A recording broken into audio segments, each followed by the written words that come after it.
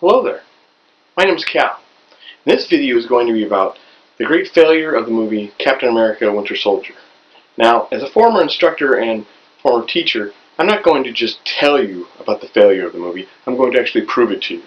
As if you were taking a class on physics or chemistry, your instructor wouldn't just tell you the laws or the rules of physics, they would actually use experiments to prove them to you. And that's what I'm going to do for you in this video. Now, I'm giving you my opinion, and I don't want you to think that I'm biased against Marvel movies or Captain America for some reason or the MCU, so I'm going to give you a little bit about my background.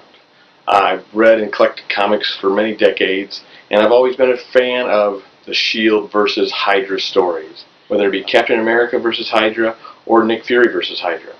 In fact, at one point I had a full run of Shield comic books from the 1960s. And one of my favorite Marvel stories was a Marvel team-up arc where that had a Spider-Man and Black Widow and Nick Fury versus Hydra. It was an episode where Nasty Hydra had taken over the SHIELD helicarrier. As far as Marvel movies go, I'm what you would call a purist, or what the courts would call a strict constructionist, and that if it ain't broke, don't fix it. Which means as far as taking something from comic books to the movies, if you don't really absolutely have to change something, then don't bother changing it. An example of this would be in the Iron Man movies. In the original Iron Man origin from the 1960s, Tony Stark was kidnapped by the Viet Cong. But of course, when the Marvel movie came out in the early 2000s, the Vietnam War was long over with. So they naturally changed it to having been captured by some terrorists of the Middle East. Something like this would be very permissible. Now, a quick synopsis of the movie. Hydra has secretly taken over lots of different people and agencies within SHIELD, and this becomes known to Captain America, Nick Fury, and the Falcon and Black Widow as the story progresses. And of course, he runs into the Winter Soldier, who's working for Hydra, which he finds out happens to be his old war buddy, Bucky Barnes. Before I get into the main failure of the movies, I'd first like to give it some kudos for a few things that I think it did right. The elevator scene in the movie was terrific. The music was awesome and the action was great, and I could watch it over and over again. I also really liked the scene with Batroc, when Captain America was fighting Batroc really early in the movie. Because what they did was, I love it when Marvel takes a corny hero or villain and gives him a cool modern edge, which is what they did with Batroc. If you know Batroc from the comic books, he was a very zany, goofy looking hero. He had a big mustache and a purple suit and would jump around. He was really corny, and the movie made him modern and neat. And if you're wondering why Batroc was in the movie, well, Batroc was actually a very classic villain of Captain America back in the day. Before I get into the main crux of my failure argument, I want to go over a few other areas that I thought were near failures. First off was the scene with Nick Fury fighting police officers. Now, he wasn't fighting police officers, those were Hydra agents disguised as police officers. And the only reason you know this is because the computer in his vehicle says a quick little line, "There are no cops in this area." Well, I've known other people that have missed this line and thought Nick Fury was actually shooting police officers. And they could have done more. They could have shown maybe a Hydra tattoo on one of the guy's necks or on his hand or something like that to give away.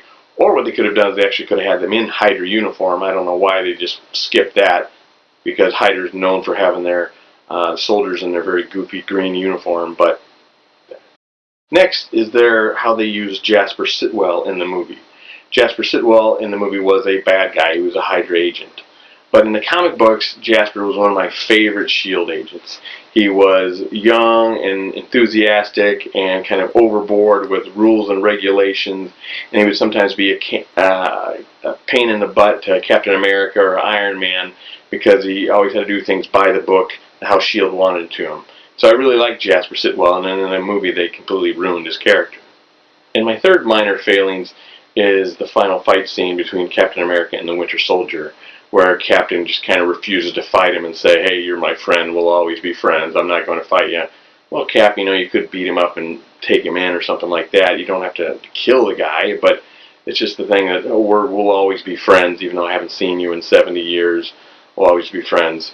and it just gets a little too, I don't know, after-school specialist, that type of thing. But now on to the fatal flaw of the movie Captain America Winter Soldier. First, a brief little bit of history. Hydra had been around since the 1960s, and they had dozens of villains over the years run their organization. First, there was Supreme Hydra, and he was just a regular guy, or he was a president of some company or whatever. And really, the only way you could tell that he was the ruler is because he had a cape on or something like that, and they would call him a Supreme Hydra, and they would salute him and stuff like that.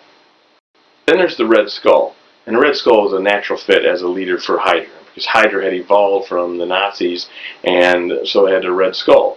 And Red Skull is also a nemesis of Captain America, so having him being a ruler of Hydra would be a perfect fit. He's also ruthless and smart and comes up with plans and stuff like that, so the Red Skull would have been an excellent leader for Hydra. And then there's Baron Strucker, who was again another former Nazi like the Red Skull, who would run Hydra from time to time, and when the Red Skull was not around. Baron Strucker was a bald guy with scars, and he had a monocle, and sometimes he had this magic kind of weapon called the Satan's Claw, but he was also another great villain and great ruler of Hydra. And then there's also MODOK. Now, MODOK didn't run Hydra very much. He mostly ran with a group called AIM, and AIM was kind of an offshoot of Hydra. But MODOK easily could fit in as a ruler of Hydra if they needed one. And last, but certainly not least, is Viper or Madam Hydra. She is smart, and she is sexy, and she is ruthless and evil, and she's been a great leader of Hydra and a great villain for many, many years. She's kind of like a Catwoman type, whereas she even had a whip and high heels and a leather outfit.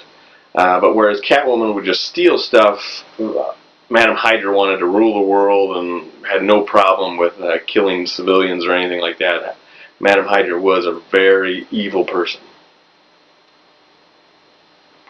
So we have this incredible pool of supervillains to choose from to run Hydra for the Marvel movie Captain America Winter Soldier. And who does the producers of MCU choose to run Hydra in the movie? Robert Redford and Gary Shandling. Are you kidding me? Gary effing Shandling. Look at them. Do they scare you?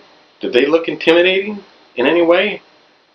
I mean, if you had to choose between Robert Redford or the Red Skull, or Gary Shandling or Madam Hydra, this is like making a Star Wars movie, and instead of having Darth Vader commanding a bunch of stormtroopers, you had, let's say, Tom Hanks. Can you imagine Tom Hanks commanding a platoon of stormtroopers or a fleet of Star Destroyers? Does Tom Hanks seem menacing to you? Does he seem like a better choice than Darth Vader? Now, the producers have said that they didn't believe that the Red Skull would be a good fit for their movie.